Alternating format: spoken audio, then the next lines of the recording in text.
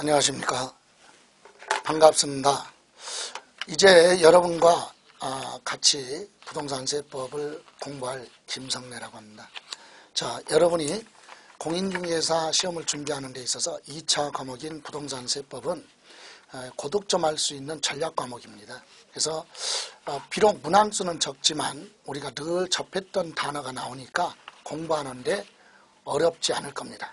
그리고 또 16문항이 출제되지만 그 중에서 13문제 정도까지는 충분히 수업만 들어도 맞출 수 있을 정도의 압축을 해서 그 부분에 중점적으로 정리를 할 거니까는요.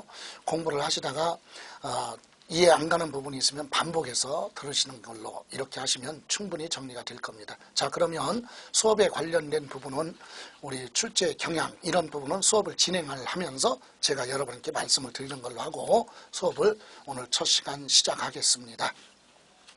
여러분 교재 보시면 374페이지죠. 374페이지 조세, 세금이 뭐냐 이 얘기예요. 여러분 세금이라는 건 다 알고는 있어요. 그죠? 근데 세금이 뭔지는 알고는 있는데 뭐라고 표현을 하기가 좀 그렇습니다. 그죠? 그래서 세금이라고 하는 건 뭐냐? 우리 일반 가정에는 가정을 꾸려가기 위해서는 생활비가 필요하듯이 국가가 또는 지방자치단체가 독자적으로 그걸 경영하기 위해서는 필요한 비용이 있어야 됩니다. 그런 비용에 충당하기 위해서 걷어가는 게 세금이다. 이렇게 이해하시면 되죠.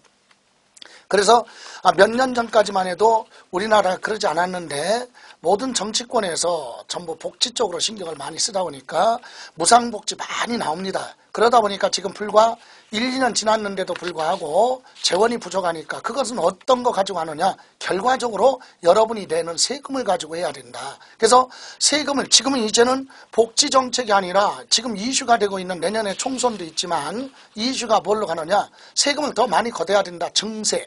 할 거냐 안 할 거냐 이것이 관심사입니다. 자, 어쨌든 우리가 수업해야 될 부분 바로 세금에 일반 모든 사람들이 관심을 가지고 있는데 그 세금을 우리는 전부 다 공부하는 게 아니라 부동산 세법이죠. 부동산에 관련된 세법만 일부 우리가 공부하게 됩니다. 자, 그러면 우리가 공부해야 될 부분 구체적으로 들어가기 전에 세금에 대한 뜻을 한번 보고 가죠. 여러분 교재 보시면 조세의 정의 그랬죠? 374페이지.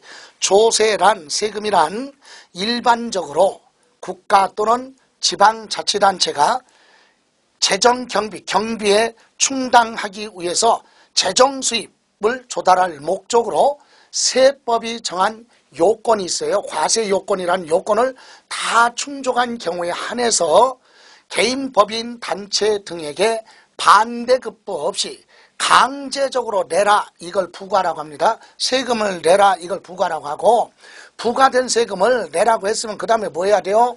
걷어갑니다. 그걸 징수라고 한다. 그래서 법률에 따라 세금을 내라고 하고 법률의 절차에 따라서 걷어가는 걸 세금이라고 하는데 국민의 입장에서는 그게 경제적 부담이 될 수밖에 없다 이 얘기예요. 그러면 너무 광범위한데 우리가 시험을 준비해서 요약 정리를 해서 목적 특징을 이렇게 열거를 해보죠. 첫 번째 특징이 세금은요 과세의 주체가 정해져 있다 이 얘기입니다. 이건 뭐냐? 과세권자가 누구냐 이 얘기예요.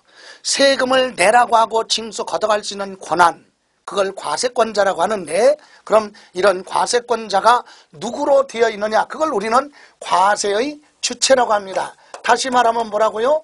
과세권자, 세금을 부과하고 징수할 수 있는 권한을 누가 가지고 있느냐? 그것을 우리는 과세의 주체라고 해서 오로지 둘이죠. 둘. 공법상의 단체 중에서도 오로지 뭡니까? 국가 또는 지방자치단체죠. 국가나 지방자치단체만이 세금을 내라고 하고 징수할 수 있는 권한을 가지고 있다. 그래서 과세의 주체 그러면 과세권자가 누구냐 이 뜻입니다. 그래서 과세권자는 둘이다. 국가가 부과징수할 수도 있고 지방자치단체가 부과징수할 수도 있는데 국가가 조금 더 들어가면은요 다음 시간에 다음에 또 이어지겠지만 국가가 세금을 내라 해서 걷어가는 세금을 우리는 국세라고 하고요. 지방자치단체가 부과하고 걷어가는 세금을 지방세 이렇게 구분하게 되죠. 그러니까 세금은 국세냐 지방세냐 이렇게 둘로 나눠요. 그래서 국가 지방자치단체가 아닌 공공기관에서 걷어가는 거 있죠. 벌금, 과태료, 전기요금, 수도요금 이런 것은 세금이 아니다 얘기예요. 국가 이름으로 지방자치단체가 걷어가는 게 아니라 각 공공기관에서 법 질서를 유지하기 위해서 또는 그것을 공익에 사용하기 위해서 걷어가는 이런 것은 세금으로 분류할 수 없다. 그래서 우리가 잘못된 표현이 있죠. 전기요금 또는 수도요금 이것을 전기세, 수도세 이렇게 표현하면 안 된다. 그죠? 예, 그래서 세금은 오로지 국가나 지방자치단체만이 부과하고 징수할 수 있다. 이렇게 정리하시고 다음 목적. 그럼 국가나 지방자치단체가 부과 징수하는 목적이 있을 거 아닙니까? 그래서 이것은 글자 그대로 재원을 조달할 목적이다. 재원 조달할 목적. 재원을 조달하기 위하여 이겁니다. 이게 무슨 말입니까? 여러분 국가가 경영하는 데 사용하겠다. 경비로. 지방자치단체도 경비로 사용하기 위해서 걷어간다. 이게 세금의 목적의 가장 궁극적인 목적은 이겁니다. 물론 부수적인 목적도 있어요. 여러분 소득세는요, 소득이 많은 사람한테 소득세 걷어다가 많이 걷어서 저소득, 소득이 없는 사람한테 재분배하겠다 이런 목적도 있고, 상속세, 증여세는 세금을 많이 걷어가는데 그 이유는 뭐냐? 노력의 대가 없이 한 번 부자는 영원한 부자다. 노력의 대가 없이 부가 부상으로 이전되는 거 그걸 억제하겠다. 그래서 정책상의 의지에서 만들어 놓은 게 상속세, 증여세입니다. 부의 이전을 억제하겠다. 그죠? 또는 예를 들어서 외국에서 자동차 같은 거 수입하면 국부유칠, 외화가 외국으로 빠져나가니까 그걸 웬만하면 소비를 좀 억제하겠다. 그래서 개별 소비세, 이렇게 부수적인 세금마다 다 부수적인 목적이 있어요. 그런데 그런 목적은 미루고 우리가 여기서 말하는 목적하면 기본이 바로 뭐냐? 재원을 조달하기 위해서다. 이렇게 이해하시면 됩니다. 다음 세 번째, 근거. 그럼 보세요. 이어서 국가나 지방자치단체만이 재원을 조달하기 위해서 세금을 걷어간다. 그죠? 근데 근거가 뭐냐 얘기해요. 국가나 지방자치단체가 필요할 때마다 세금을 걷어가면 우리나라에서 살 수가 없어요. 그죠? 재산권이 심각하게 침해가 되죠. 그래서 외국으로 막 이민 가고 그래야 돼. 그래서 국가나 지방자치단체도 조세권이 남발되는 것을 방지하기 위해서 국회에서 법을 만들어 놨어요. 그걸 뭐라고 하느냐? 세법이죠. 세법에 정한 뭐가 있느냐? 세법에 정한 과세 요건이라는 게 있어요. 과세 요건. 세금을 내라고 할 때 지켜야 될 요건. 그리고 징수할 수 있는 법적 권한. 이런 걸 다 열거해 놨는데 그걸 뭐라고 하느냐? 과세 요건이라고 하죠. 이런 과세 요건을요, 충족한 경우에만 국가나 지방자치단체도 세금을 내라 하고 징수 걷어가는 거지 임의대로 걷어갈 수는 없다. 이게 과세의 근거 또는 조세 법률주의에 따라서 세금을 부과 징수할 수 있다. 그죠? 예, 다음. 그럼 누가 납세의 의무자냐? 이렇게 세법이 정한 과세 요건을 모했을 때 충족한 개인, 그죠? 자연인 또는 누구? 법인 또는 법인이 아니어도 일반 단체 등이 바로 보다 납세 의무자가 됩니다. 물론 이때 개인 자연인은 우리나라에 주소가 있거나 183일 이상 거소를 둔 거주자가 됐던, 거기에 해당되지 않는 비거주자, 외국인이 됐던 전부 다 요건을 충족했으면 납세 의무자가 됩니다. 개인, 법인, 단체. 그죠? 다음. 비보상성 그랬죠? 이 얘기는 무슨 말이냐? 반대급부 없다 이 얘기예요. 반대급부가 없다. 이건 무슨 말이냐? 국가나 지방자치단체가 세금을 걷어가는데 개개인한테 당신 세금을 내는 대신에 당신이 필요한 거 뭐야? 국가가 해줄게. 이렇게 개별적으로 이렇게 약속하지 않는다는 얘기예요. 개별적 보상이 이루어지지 않고 우리가 전체적으로 공약이라는 건 할 수 있죠. 자, 국가가 여러분한테 세금을 걷어서 내년에는 정치, 경제, 국방, 교육, 복지, 사회 전반적인 것 중에서 내년에는 정치에 아니면 국방에 신경 쓰겠다, 아니면 교육에, 환경정책에 이렇게 구체적으로 또는 대국민을 상대로 약속할 수는 있지만 개별적으로 보상하지는 않는다. 그래서 개별적 반대급부가 없다 이렇게 얘기하죠. 그래서 개별적 반대급부 없이 강제로 걷어가는 게 세금이다. 그죠? 네. 그러면 마지막으로 여러분 세금을 납부하는 방법은요, 모든 세금은 금전 납부예요. 금전, 화폐로 내라 이겁니다.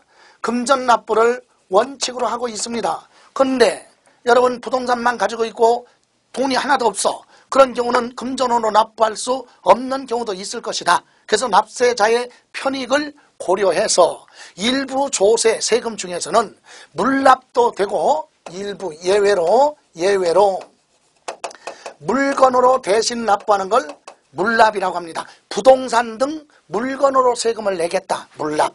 그죠? 또 한꺼번에 납부할 수 없는 경우는 분할해서 납부를 하겠다. 한꺼번에 낼 수 없는 건 일정 기간 정해놓고 나눠내겠다. 이것을 분할납부라고 하는데 모든 세금이 그런 것이 아니라 일부 세금만 그래요. 그래서 우리가 앞으로 공부해야 될 거지만 재산세가 있어요. 그 다음에 종합부동산세, 양도소득세, 상속세, 증여세, 법인세라는 것 등이 있다. 그런데 이런 세금만 물납, 분할납부가 되고 여기에 열거되지 않은 세금에 대해서는 모두 다 금전납부를 원칙으로 하고 있다. 여러분이 이렇게 이해하시고 시험을 준비해서는요, 별도로 지금 이거 정리할 건 아닙니다. 참고로 여기서 특징에서 시험에 나왔던 것은 17회 하고요, 25회 작년 시험에서 이와 같은 물납, 분할납부 이 부분에 대해서 출제가 됐어요. 그래서 26회 시험을 대비해서는 요 특징 중에서 우리가 참고로 공부한다면 요거 과세 요건 요거 정도 신경 쓰는 게 좋습니다. 과세 요건이 뭐냐? 세법에 세금을 부과할 수 있는 법적 갖춰야 될 요건 정해놨어요. 이건 뒤에서 또 설명드릴 겁니다. 어쨌든 이와 같은 과세 요건 이따 나오면 좀 더 신경 쓰시면 됩니다. 이렇게 해서 특징을 한번 봤습니다. 다음 여러분 교재에 보시면 375페이지에 조세의 구분이 있어요. 세금은 여러 각도로 여러분이 공부하실 때 예를 들어서 수험생이 공부하시는 교실에 예를 들어 지금 100명이라는 인원이 있다. 그런데 그 100명 중에는 구분할 때 남자냐 여성이냐 이렇게 구분할 수도 있겠죠. 또는 결혼을 했느냐 기혼 미혼 이렇게 구분할 수도 있고 미성년자냐 성년자냐 이렇게 구분할 수도 있고 연령대로 또 분류할 수도 있듯이 세금도 기본적인 세금 24가지 우리 세법은 조세는 24가지 세금이 있습니다. 물론 25가지인데 그 중에 하나가 외국에서 수입하는 물건은요, 우리나라 국경을 통과할 때 관세가 붙습니다. 이 관세는 관세청에서 관할을 하죠. 우리는 공부 시험 과목이 국세청사나 국세하고 지방자치단체에서 부과하는 지방세를 공부하게 되는데 이 관세를 빼면 24가지 세금이에요. 24가지에 해당하는 세금의 세목 중에 여러 각도로 구분할 수 있다. 그 첫 번째가 다 정리하고 기억할 게 아니라 우리가 시험을 준비해서는 꼭 알고 가야 될 부분이 있어요. 첫 번째가 바로 과세의 주체에 따른 분류. 이미 조금 아까 나왔던 내용이 있었죠. 여기 과세권자가 누구로 되어 있느냐에 따라 국세냐 지방세냐 구분했잖아요. 그죠? 그런데 그거 그대로 갑니다. 자, 과세권자, 과세의 주체하면 세금을 부과할 수 있는 과세권자가 누구로 되어 있느냐 이거에 따라서 국세와 지방세로 구분한다. 그걸 우리는 과세의 주체에 따른 분류라고 합니다. 그럼 글자 그대로 얘기하면 국세하면 누구죠? 이거 국가가, 그죠? 국가가 법률에 따라서 뭐라고? 부과, 세금을 내라고 하고 징수 걷어간다. 그래서 국세라고 합니다. 그죠? 그래서 이와 같은 국세는 몇 가지 그게 중요한 건 아니지만 참고로 국가가 걷어가는 세금은 13가지 세목으로 되어 있다 이 얘기입니다. 그래서 이 13가지에 대한 세금을 우리가 다 공부할 건 아니지만 여러분 교재 잠깐 보시면 국가가 부과징수하는 세금 13가지에는 첫 번째 칸에 보시면 개인의 1년 동안 벌은 소득에 대해서 소득세 냅니다. 법인의 이름, 회사 이름으로 회사를 설립해서 법인 설립 등기했으면 법인이에요. 그럼 법인이 1년 동안 돈을 벌어서 내는 게 법인세다. 개인이 내는 건 소득세, 회사가 버는 건 법인세. 그럼 개인 법인 할 거 없이 부동산을 가지고 있을 때 일정 금액을 초과하면 내는 게 종합부동산세입니다. 종합부동산세. 그리고 개인이 상속을 받았다 상속세, 증여받았다 증여세가 있죠. 그리고 재화를 공급할 때 붙는 부가가치세가 있습니다. 수입인지 문서를 작성할 때 수입인지 우표 같은 거 있잖아요. 붙이는 거. 그거 인지세라고 하죠. 인지세. 주식을 사고 팔 때 내는 증권거래세가 있습니다. 증권거래세. 그리고 외국에서 수입하는 물품에 대해서 소비를 되도록이면 억제를 하겠다. 왜? 수입하는 것만큼 우리나라 모아둔 외화가 외국으로 빠져나간다. 국부 유출을 막기 위해서 개별 소비세라는 게 있죠. 그 외에도 교육정책에 사용하겠다 그래서 교육세도 있고, 낙후된 농촌이나 어촌을 지원하는데 부과하겠다, 사용하겠다 그래서 농어촌 특별세도 있고, 교통시설, 고속도로 또는 에너지 환경정책에 사용하겠다 그래서 교통에너지 환경세 등이 있습니다.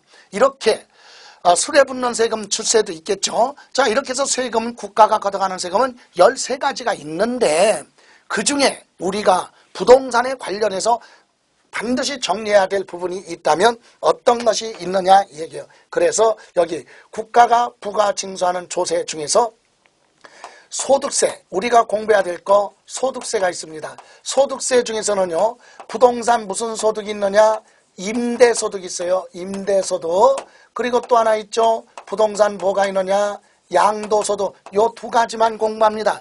소득세에는 종합소득세 있고 퇴직소득세 있고 양도소득세 있는데, 양도소득세 부분하고 종합소득세 중에서 소득 중에서 임대사업 있죠. 부동산 임대사업. 요 부분을 우리가 공부하게 되고, 시험에서는 요 부분이 보통 6문제가 출제가 됩니다. 6문제. 그리고 일정 부동산 일정 금액을 초과할 때 부과되는 종합부동산세가 있어요. 종합부동산세, 요거는 한 문제가 출제되죠. 그래서 국가가 부과 징수하는 조세는 여러 가지가 있는데 우리가 암기하거나 그러지 말아라 이 얘기입니다. 우리가 기억할 건 소득세, 그 다음에 종합부동산세, 요거 중심으로 우리가 공부를 합니다. 자, 다만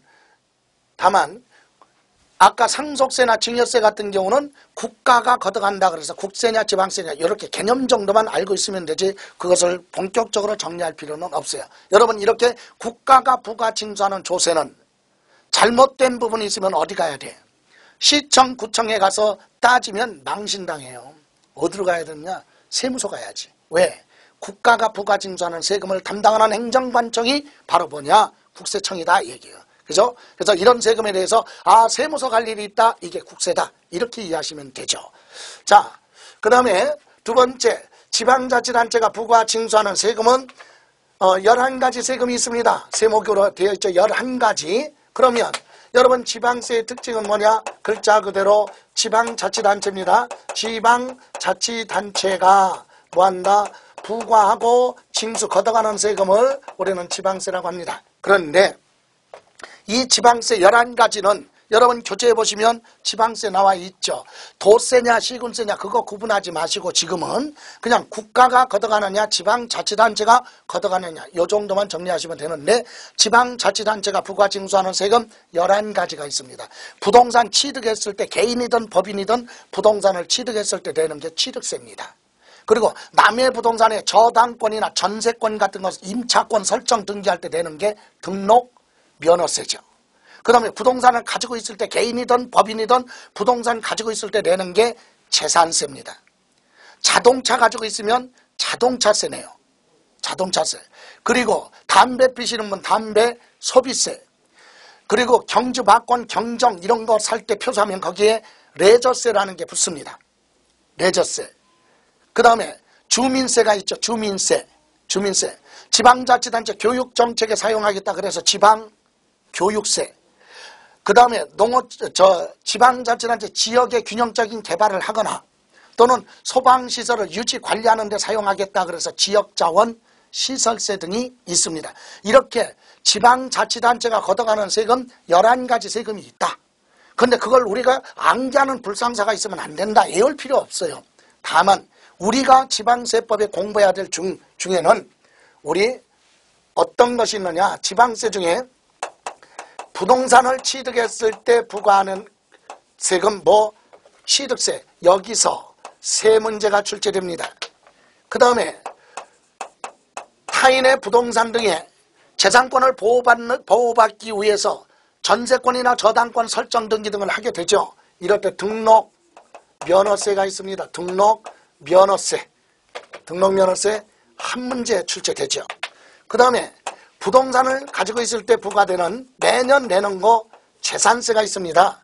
재산세 요거 한 문제. 이렇게 해서 죄송합니다. 재산세는 세 문제. 이렇게 해서 지방세 7문제, 그 다음에 국세에도 7문제입니다. 7문제. 그러면 국세 7문제라가 지방세 7문제 합치면 14문제죠. 여기에 두 문제는 뭐냐? 오늘 공부하는 이거 국세냐 지방세냐 이런 거 구분하는 거 두 문제가 출제되지요.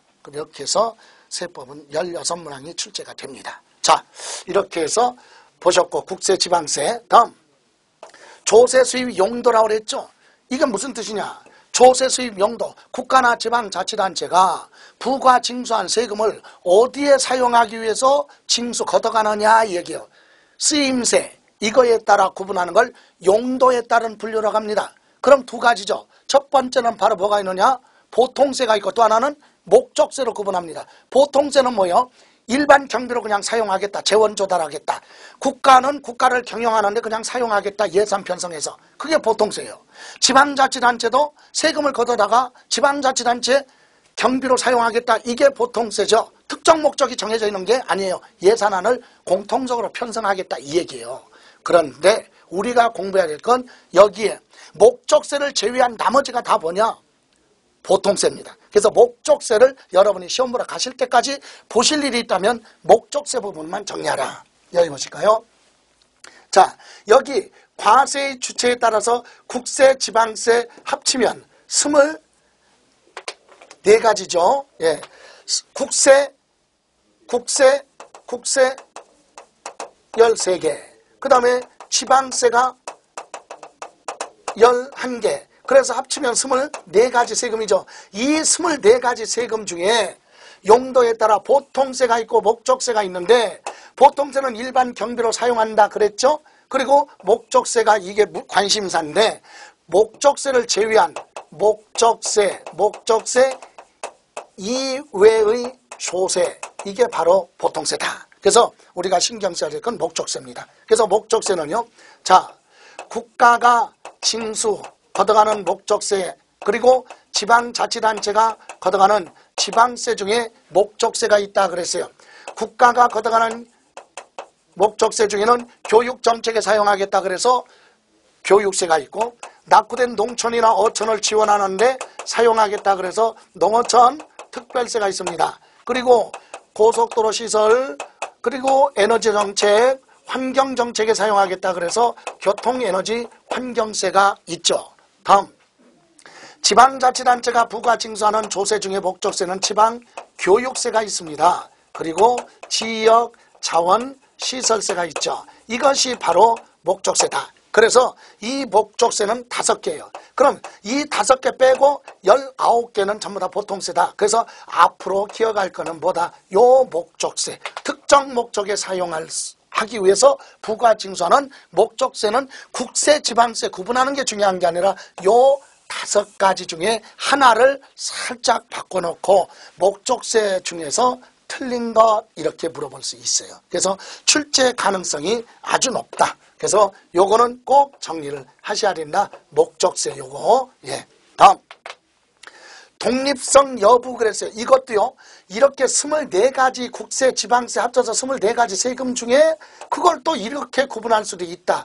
독자 독립성 여부에 따라서 독립세와 부가세, 대부분의 조세가 바로 보다 독립세다. 그럼 우리가 공부해야 될 건 바로 뭐냐면 부가세입니다. 부가세는 뭐냐?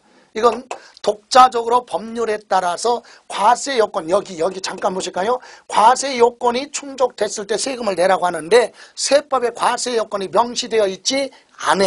그래서 법률에 따라 독자적으로 세금 계산할 수 없다. 그래서 다른 세금이 나오면, 다른 법률에 따라 과세가 된 세금이 나오면 거기에 부수적으로 추가로 덤으로 붙는 거. 여러분 슈퍼 가서 경쟁이 요즘 심하잖아요. 그래서 경쟁을 하는 업체끼리 판매할 때 뭐 하나 사면 거기에 추가로 덤으로 주는 거 1+1 낼 때 추가로 붙는 세금 이걸 뭐라고 하느냐? 부가세 이렇게 이해하시면 돼요. 그래서 부가세는 자 지방교육정책에 사용하겠다 그래서 부과되는 지방교육세도 있고 그 다음에 낙후된 농촌이나 어촌을 지원하는데 사용하겠다 그래서 농어촌 특별세 이런 것 등이 바로 뭐다? 부가세로 되어 있다. 이건 독자적으로 세액을 계산할 수가 없어요.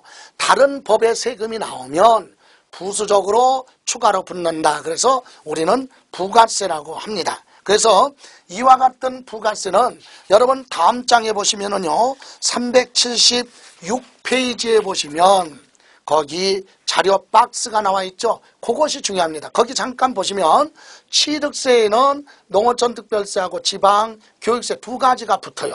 부수적으로. 그러니까 취득세만 내는 게 아니라 취득세 낼 때 농어촌 특별세하고 지방 교육세 1+2네요. 그죠? 예, 1+1이 아니라 2야. 이렇게 두 가지가 붙고 등록변호세도 1+2야.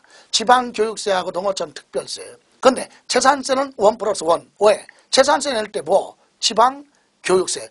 종합부동산세 납부할 때도 1+1. 농어촌 특별세가. 양도소득세 감면받았을 때 1+1. 뭐? 농어촌 특별세. 이렇게 부수적으로 추가로 덤으로 이렇게 붙는 걸 우리는 부가세라고 합니다. 여기서도 시험에서도 물어보면 여러분 앞으로 시험 10월 달에 시험 보는 장소 갈 때까지 보신다면 부가세 요거 목적세 요건 필수다. 필수. 예, 요거 꼭 정리하시기 바랍니다.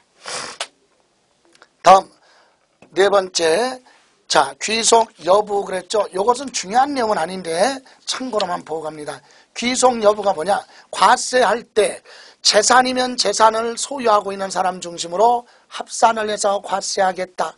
소득이 있으면 소득이 있는 사람 중심으로 합산을 해서 많으면 많을수록 세금을 많이 부과한다. 왜? 그 사람의 경제적 부담 능력을 고려한다. 그래서 인세라고 합니다. 사람 중심이면 그 사람 중심으로 재산이 됐던 소득 등이 있으면 그런 소득을 뭐한다? 합쳐서 합산해서 과세한다. 그래서 그 사람의 경제적 부담 능력을 고려하는 걸 인세 또는 응능과세라고도 합니다. 응능과세.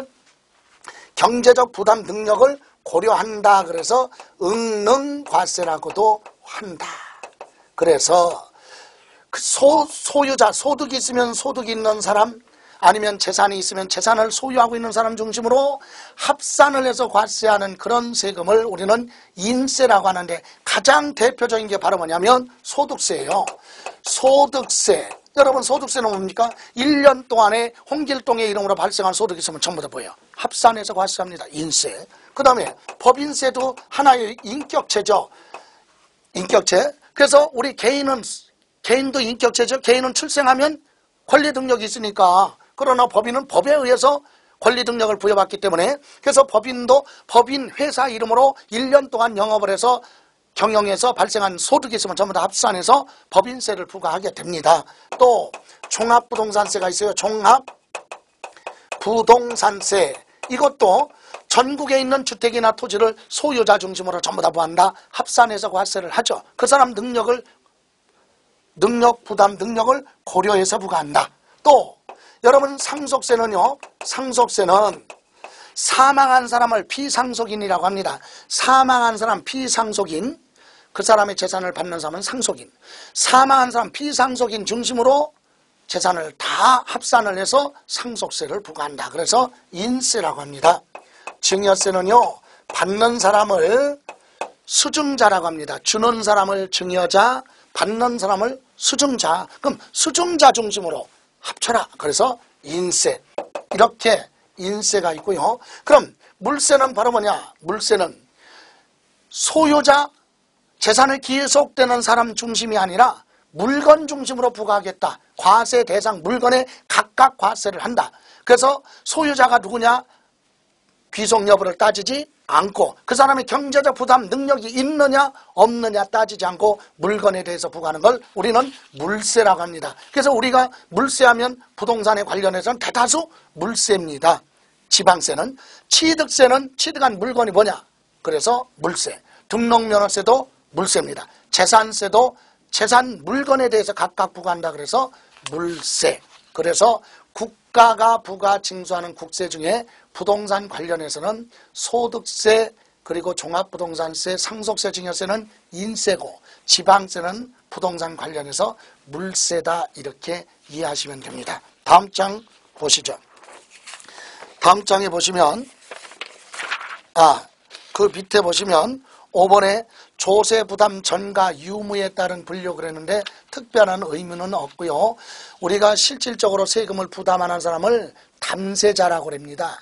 그리고 세법에 따라 세금을 납부해야 될 의무가 있는 사람을 납세 의무자 또는 납세자 총칭 이렇게 얘기하는데, 세금 부담하는 사람과 납세자가 일치하는 조세를 직접세라고 그래요. 그러면 부동산 중심으로 볼까요? 부동산을 취득한 사람은 취득한 사람 이름으로 취득세를 부담을 하고 그 사람이 납부를 해야 돼. 그 사람 이름으로. 그래서 부담하는 사람도 취득한 사람이고 납세 의무자도 취득한 사람이야. 그래서 직접세입니다. 그럼 재산세는 재산을 가지고 있는 사람이 세금을 부담하고 그 사람의 이름으로 내라. 직접세. 그죠? 소득세는 소득이 있는 사람이 소득세를 부담하고 그 사람의 이름으로 납부를 하라. 직접세. 종합부동산세도 부동산을 가지고 있는 사람이 세금을 부담하고 그 사람의 이름으로 납부까지 하라. 대다수 세금은 직접세로 되어 있습니다. 그럼 간접세는 뭐냐? 세금을 부담하는 사람 따로, 납세자가 별도로 있는 세금을 간접세라고 합니다. 조세 부담을 전가시킨다고 하죠. 세금 부담을 떠넘기는 거, 이걸 간접세라고 하는데 가장 대표적인 게 부가가치세예요. 부가가치세, 인지세 같은 거, 주세. 그럼 여러분 가까운 예로 부가가치세 볼까요? 여러분이 슈퍼에 가서 음료수를 1,000원 주고 샀어요. 그러면 음료수 가격이 1,000원이 아니라 그건 뭡니까? 음료수 가격이 1,000원이 아니라 그 음료수 가격에는 부가가치세 10%까지 합쳐서 1,000원이야. 그러면 여러분 주머니에서 1,000원을 꺼내서 음료수를 샀다? 그럼 여러분 주머니에서 1,000원 나왔기 때문에 세금은 여러분이 부담했죠. 소비자가 부담하는 거예요. 그러면 슈퍼 주인은, 판매하는 사업자는 고객한테, 소비자한테 돈을 받아서 부가가치세 부분만 떼어서 국가에 내라. 그죠? 내는 사람 따로 있잖아요. 이렇게. 그래서 세금은 누가 부담하고 소비자가 부담하고 납부는 누가 하라? 공급하는 사업자가 하라. 이렇게 별도로 되어 있는 세금을 간접세라고 한다. 그래서 우리 부동산하고는 거리가 머니까 특별하게 정리할 건 아니다. 용어 정도만 이해하시면 됩니다. 다음 장에 여러분 교재 377쪽에 과세표준 표시 방법 있습니다. 과세표준 표시 방법 뒤에서 용어에서 또 설명드리겠지만, 자 여기 보실까요? 모든 세법에 세금을 계산할 때는 과세표준이 나옵니다. 과세표준이 나와야 세금을 계산하는데, 이때 세금 계산의 기초가 되는 걸 과세표준이라고 하는데, 이때 과세표준을 무엇으로 표시하느냐, 이거에 따라서 물건의 가격이나 금액으로 표시하는 걸 종가세라고 합니다. 종가세, 가격으로. 그래서 대부분의 세법은 종가세로 되어 있다. 그죠? 소득세 과세표준 뭐냐? 소득이죠. 과세표준 금액이 얼마냐? 이거 금액으로 갑니다. 취득세는 취득한 물건 가격이 얼마냐? 재산은 재산 소유하고 있는 재산 가격이 얼마냐? 이렇게 가격으로 부과하지 않습니까? 이런 걸 우리는 종가세라고 한다. 가격으로 표시한다. 그런데 세금 계산할 때 기초가 되는 과세표준을요, 물건의 수량 등으로 표시하는 게 있어요. 그걸 종량세라고 합니다. 여러분 쓰레기 종량제 알죠? 그죠? 량으로 부과한다는 얘기예요. 면적이면 제곱미터당 얼마, 부피면 세제곱미터당 얼마, 무게면 킬로그램당 얼마, 수량이면 한 건당 얼마, 이렇게 부과할 수 있다. 이렇게 단위, 수량 등 단위로 표시하는 걸 종량세 이렇게 얘기하는데, 우리 부동산에 관련해서는 하나 있죠. 등록 면허세 부분은 뒤에 가서 또 공부하겠지만은요, 등록 면허세는요, 예를 들어 타인의 부동산에 전세권 설정 등기할 때는요, 전세 금액을 가지고 세금 계산해. 그러니까 종가세 가격이잖아요. 전세 금액이니까. 그런데 전세권 설정 등기했다가 전세 계약 기간이 종료가 돼서 그거 뭐하면 말소하잖아. 지우는 거. 지울 때는요, 건수로 부과합니다. 한 건당 6,000원이에요. 한 건당 6,000원. 두 건이면 12,000원 이렇게 되죠. 그러니까 이렇게 한 건, 두 건, 세 건 그게 과세표준이에요. 그걸 우리는 종량세 이렇게 얘기합니다. 그래서 뜻만 이해하시면 돼요. 종가세의 뜻은 과세표준을 물건의 가격 또는 금액으로 표시되는 걸 종가세라고 한다. 그죠? 그리고 종량세는 과세표준을 수량 등으로 표시하는 걸 종량세 이렇게 얘기한다. 그죠? 예, 다음 7번은 별도로 한번 읽어만 보시고 정리할 내용은 아닙니다. 다음 여러분 교재 378쪽에 보시면 부동산 관련 조세 그랬죠? 요거 잠깐 봅니다.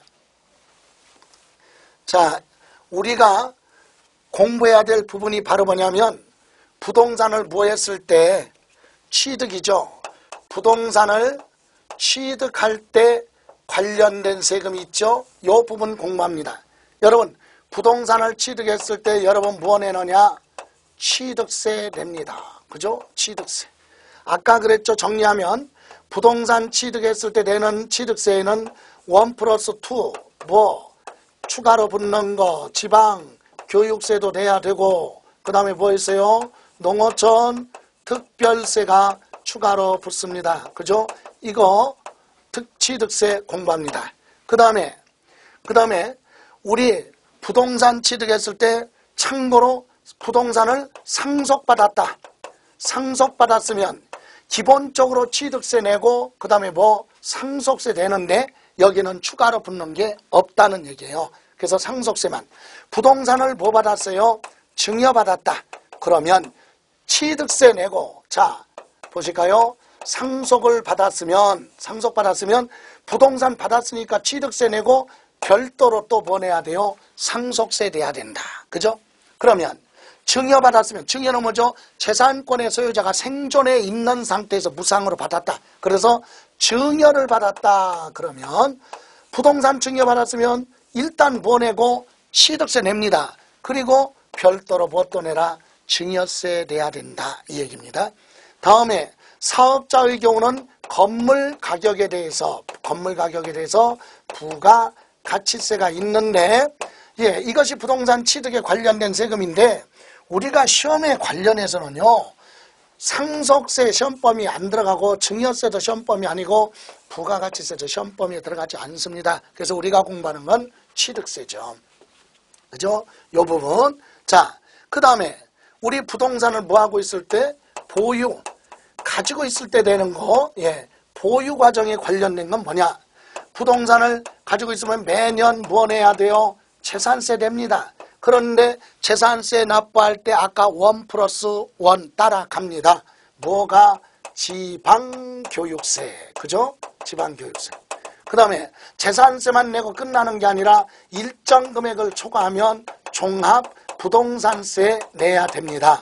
그럼 여기에도 1+1 뭐가? 농어촌 특별세 추가로 부수적으로 붙는다. 그래서 이걸 부가세라고 한다. 그죠?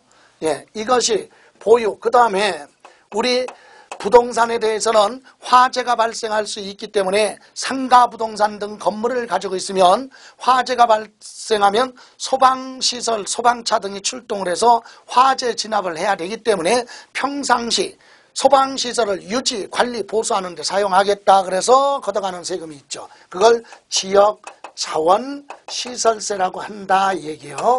자, 이것이 매년 내는 부동산에 가지고 있을 때 내는 세금이다. 그럼 이거 말고 부동산, 상가부동산 가지고 임대사업을 하면 뭡니까? 임대사업, 임대소득에 대해서 소득세 내는데 이때 내는 세금이 바로 뭐냐면 종합소득세가 됩니다. 종합소득세. 그죠? 이런 부분이 부동산에 관련해서 보유과정에 관련된 세금이다. 그런데 여기서도 역시 우리 재산세는 시험범위고 종합부동산세도 시험범위지만 여기 지역자원시설세는 별도로 공부하지는 않아요. 그리고 임대소득에 대해서 공부한다. 그래서 보유과정이 중요하죠. 그럼 마지막으로 양도하는 과정. 부동산을 가지고 있다 팔 때 내는 세금이 바로 뭐냐? 양도소득세다. 양도소득세에는 1+1 농어촌 특별세가 부과되죠. 이렇게 해서 오늘 제1장 부분을 정리를 했습니다. 2장까지. 근데 여기서 여러분이 오늘 요 시간에 공부한 것 중에서 신경 써야 될 부분은 바로 뭐냐? 조세수입 용도, 목적세 부분 정리하셔야 돼요.